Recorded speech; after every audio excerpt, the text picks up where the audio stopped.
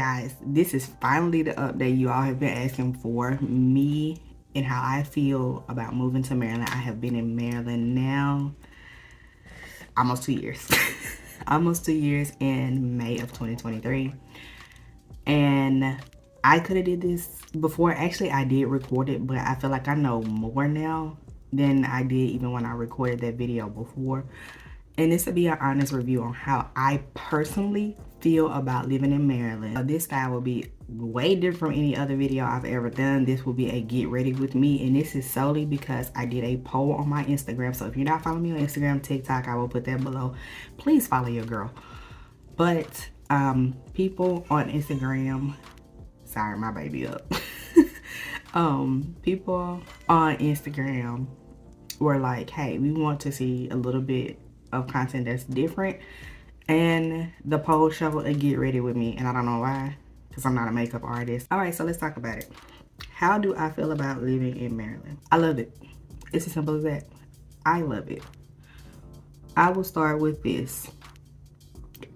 There is a big difference from coming from Tennessee to Maryland. There are a lot of things that I didn't realize I was missing or needing when I lived in Tennessee. I have lived only in the South my entire life. Now, I have lived in Georgia, I have lived in Texas, and I've lived in Tennessee. Maryland is not the South. I'm gonna say that again. Maryland is not the South. You can fight in the comments about that, but from somebody who is from the South, Maryland is not the South. We don't really count anything above Kentucky or Virginia. Virginia barely made it, okay? They barely made it.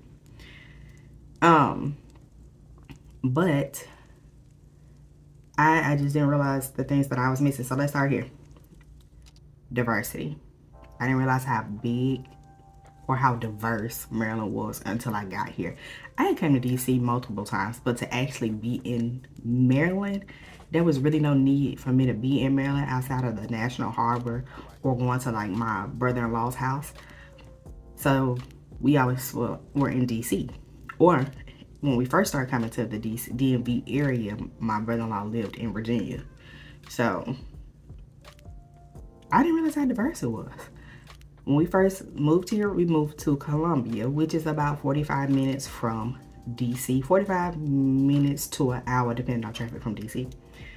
And Columbia is definitely diverse. When I say diverse, and I'm gonna say this for my Southerners, and I'm not trying to be mean or rude, I mean more than black, white, and Hispanic. Because you say diverse down there, and it's like, oh yeah, we got Hispanics. There's a lot of Hispanics here and a couple of Asians and a sprinkle of Indians. Like, no. When I say diverse, I mean everybody that you can think of lives in Maryland. From all over the world lives in Maryland. And I honestly think it's a beautiful thing. And it was one reason we decided to move here, is to expose our kids to more diverse cultures.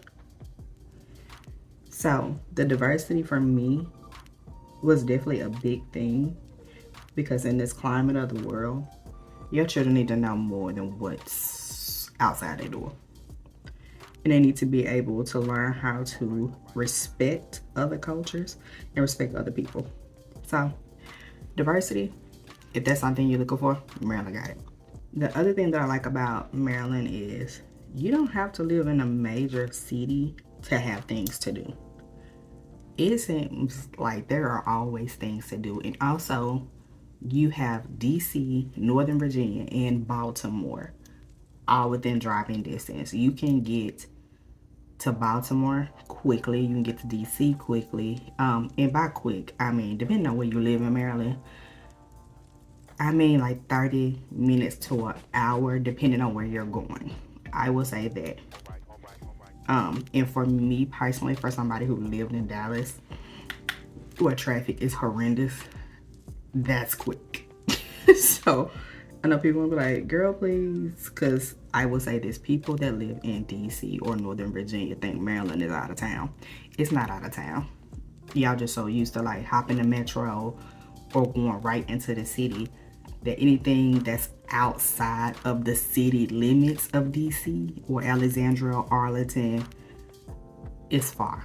It ain't far. Like, for reference, I lived in Garland, Texas, right on the Garland and Mesquite line, and I had to drive to Arlington, Texas, which is an hour and 15 minutes. Hour and 15 minutes to work and 2 hours home. So that's far. But anything outside of the city limits is far for the people in DC and Northern Virginia. And they're gonna tell you it's far. And they're gonna have a hard time coming out here to where you live because it's far for them. Traffic is like traffic anywhere else, and I'm not gonna sugarcoat it. It's terrible. Traffic is terrible, and it also depends on where you're going and what time you're going. 95, 495, them the only major interstates already. 295, anything with a 95 is terrible. Like I said, one thing I love is that there's always something to do. I have found that people who live in Maryland or grew up here, it's like, oh, there's nothing to do. And I feel like that's always when you grow up somewhere. Because I was like that in Tennessee. Like, girl, it ain't nothing to do. And then you have tourists like, I love Tennessee. And I'm like, why? Because ain't nothing to do. Nothing at all. But for here, there are a lot of things to do. It depends on what you are into. Eventbrite, stay lit here. And I do not mean partying and clubbing. Yes, that is on Eventbrite, the day parties, the brunches. All of that stuff is on Eventbrite. But if you're into the arts, like actual arts and crafts, making arts and crafts, if you're into yoga, meditation, sound baths, that stuff is on Eventbrite. If you're into plays and musicals and mini hidden concerts and comedy, that stuff is on Eventbrite. That stuff is also, there are so many like Instagram groups and Facebook groups that let you know what's going on in the city, whether it be in DC, Baltimore, or Northern Virginia. There's things to do every day of the week. You just gotta find them. It also depends what you are into. That's the biggest thing. If you're not into the arts, if you're not into like yoga, meditation, hiking, then that might not be the thing for you. But if you are into that, there's always something to do. But if you're into the hookah lounges, the day parties, the lit brunches, they also have that too. Let's talk about cost of living. No, the cost of living is ridiculous. I'm not gonna sugarcoat it. It's ridiculous. It is ridiculous. Nothing about it is good. It's crazy coming from Tennessee. And like I said, I have lived in Georgia. I have lived in Texas. So I can compare prices. And what you get for your money here, big difference. Big difference. And when I say cost of living, I mean everything is high here. Every single thing is expensive here. From gas to groceries to apartments, everything is expensive. There is not one thing I can think of that is comparable, because I have only lived in the South, and for the amount of money that you pay in rent or mortgage or to buy a house, I could have had a mansion. Let me tell you this. I could have had a mansion in Tennessee for what we pay for our house. Ridiculous. And I know everywhere it is inflation at this current moment, and prices everywhere are going up. I do understand that. However, for what we pay for our house, we could have got way more in Tennessee or Georgia or Texas. Rent, when we first moved here, we lived in Columbia. I no longer live in Columbia. I won't say where I live, but we first lived in Columbia, and I really like Columbia, the area of Columbia. It is a planned city, which I had never even heard about before. But it is a planned city, and Columbia had one of the best schools, and I will get into schools in just a second. But everything you needed was right there in your little community. Your own little shopping centers, your own shopping centers, grocery stores, your own gyms, daycares, community center, all within each like major subdivision. It was pretty cool to see. And then we learned a little history about Columbia and the planning of the city. And I would say, yes, Columbia is far out there, but it definitely was worth staying out there. But we paid for a 2-bedroom, 2-bath, and this is not an upgraded apartment. Let me say that. It was $1850, I believe. I don't even remember because I ain't paid it in so long now.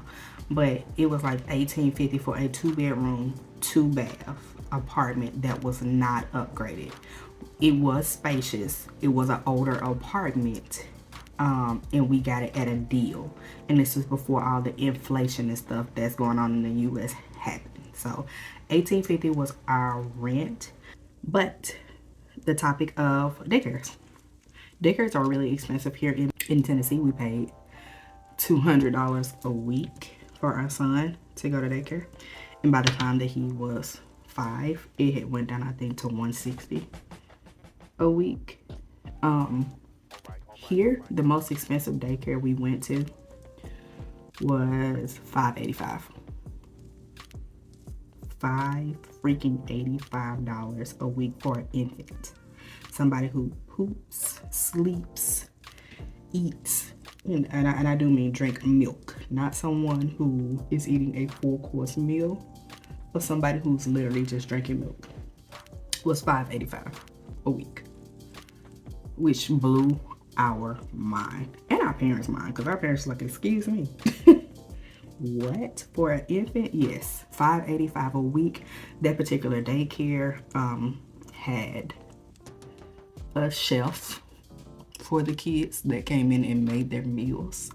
That daycare had buses, took them on field trips, all kind of things. So in hindsight, I guess you get what you pay for. Also, if you have children, there are an array of summer camps here. They do fill up quickly. And like right now, we actually just got emails about summer camp and the registration opening in the next month for summer camps. There are so many summer camps in Maryland, throughout Maryland, to send your kids to, and they cover so many things. So the first year we sent Liam to a STEM, the first 2 years now, almost 2 years, we sent Liam to STEM camp. And camps which are a little different than when I went to summer camp. We paid weekly. Of course, my mom paid weekly, but it was like, what, $80 a week? And it came with lunch when I was growing up. Not here. STEM camp weekly that we sent Liam to, and he did not go weekly. So let me just put that out there. He went for 4 weeks. Each week was $300, if I'm remembering correctly. And it depends on the class. So on average, because he took 4 different classes one summer, and then he took 2 different classes another summer. So on average, with each summer, each class was about $300 a week. I understand the beef between Baltimore and DC people. I don't get it. I will say, all of the years that I came up here prior to moving here, I didn't spend any time in Baltimore, so I had no clue about Baltimore. Only what I seen on TV and in the movies, if I'm being honest. So DC to me, while fun and there are an array of things to do in DC, is very political. In the sense of even people, like having an average conversation with people that's not a networking conversation is kind of pretty hard here. And I have seen things like on the internet. It's like, oh, those are expats. Those are not people that are actually from DC. They may very well be true. It seems to be hard to have a conversation without somebody asking you what you do for a living, who you work for, how long have you been working for them. Like it's very political and I don't like it. I'm a round-the-way girl. And it seems like everywhere people go, they want to dress up. They want to do the absolute most everywhere. Now, do I like DC? I sure do. But is DC a little uppity in my opinion? Yes. In the first year that I was here, I can admit that I did not spend much time in Baltimore. So I really personally did not get a feel for Baltimore until about the last 7 months. About the last 7 months, and I'm being honest about it. Baltimore is cool. Baltimore get a lot of flack, but Baltimore and Baltimore people that I have encountered are really cool. They're laid back. They don't care about the glitz and the glam, although Baltimore also offers the same glitz and glam. You just gotta find it. But they have those same like restaurants and nightlife and all of that. You gotta find it. Unlike DC where it's on display everywhere, Baltimore is low key. At least in my opinion, Baltimore is low key. Now, are there like ran down buildings and The Wire and all these other things I've heard about Baltimore? I mean, yeah, there's crime everywhere. Everywhere. There's crime everywhere, okay? Everywhere. You're not safe anywhere. And the false sense of security some people have is beyond me. But you just gotta know, don't be playing around in the hood in Baltimore now. Don't do that. Don't play around in the hood. You get where you going and sit yourself down and take your butt home. I do get this question often, like, hey, you seen Joe Biden and Trump and Kamala? I ain't seen none of them people. I haven't seen none of them people at all. Now, have I seen that convoy? Like, when they're leaving or going somewhere? Yes. Yes, I have. And it's loud and it's a lot of them. Please don't try to roll up on the Secret Service, okay? Cause them folks don't play. But have I seen them like out anywhere? No. I also ain't looking for them. I try to stay away. I don't know. I really like this area. I think it's a good place to raise kids in. I think there's a lot of opportunities here. One thing, as somebody coming from the South, it is so heartwarming to see the thriving Black-owned businesses here. And there's a lot of them. A whole lot of them. It's not taboo to see a Black-owned business here. It's not taboo to see Black doctors, Black and brown. Let me be very specific. Black and brown. If you fall within that category, across the diaspora, they're all here. They're all here. They're thriving. They're owning businesses. So it's not taboo like it was for me growing up in Tennessee and living in different areas of Tennessee to see Black business thriving. Also having Black doctors, Black dentists, Black lawyers, Black and brown, sorry. It's not taboo here. I will say that, and I thoroughly enjoyed that. It's amazing to see. I really hope I covered everything. If I didn't, leave it in the comment something that you want to know about the area. I am not from here, as you all know, but as somebody moving here, what my experience has been, I don't have anything negative to say. Oh, hold on, take that back. These state taxes. If you ain't used to paying state taxes, guys know it's gonna get you. It's gonna throw you for a little loop. Cause it threw us for a loop our first year. And if you live here for 6 months, you are considered a full-time resident. resident, and you will have to pay taxes. So that is a little thing that you want to consider when you move here, is the state taxes. They got us. Also, the DMV.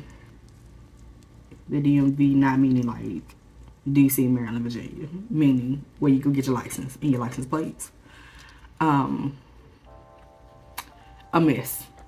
But I think that's just the DMVs everywhere. It's not just here, but they all a mess. And for there to be so many in this area, they still a mess. So just be prepared. Be prepared to wait, even with an appointment. Be prepared to wait. Be prepared to pay some money. Cause yeah. Do I think a toll pass is needed here? Depends on where you're going. I don't really use the toll road, so I don't have one.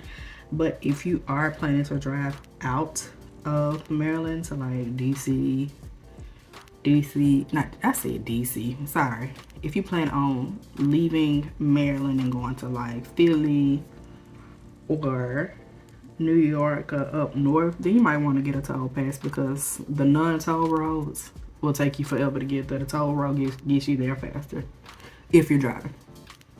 So you might want to consider getting one for that. But other than that, I thoroughly enjoy living here. Thoroughly enjoy living here. I think it was a great decision to move here. I think it's great for us. I think it's great for our kids. So yeah, I don't have anything bad to say. All the products I used today, I'd already had my face primed with the NARS. What is this? Pore and Shine Control Primer. So this is the first layer of primer. This is my second layer of primer, which is the Power Grip with e.l.f. I use MAC Foundation Studio Fix. And this color is NW50. I use the Maybelline Eraser Corrector for my concealer. And this color is 148. I use Fenty, the matte stick for contouring, and it's in the color Espresso. I use, I think it's called Black Radiance, and this is the loose setting powder. And what color is this? Cocoa Kisses. For eyeshadow, I use the NYX palette, and I use this color here and that color there. For blushes, I use also Black Radiance in the color Brick House.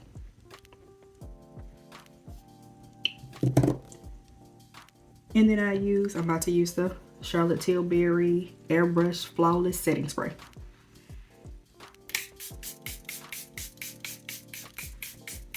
It smells good. This is the first setting spray I've had that smell this good. It smells like a perfume. Now I hope I don't break my face out, because this is my first time using it. I've seen the girls all up on Instagram and TikTok using it, and it has been sold out for a long time. So going into Sephora and seeing it in Sephora, I got it. But I got the travel size, because what if I don't like it? I normally use Urban Decay setting spray. But yeah, so thank you guys for doing a get ready with me. This is my first full get ready with me. It's probably long, and I apologize. I'm gonna edit it down as much as I can. But as always, like, comment, share, subscribe, and I will see you in the next video.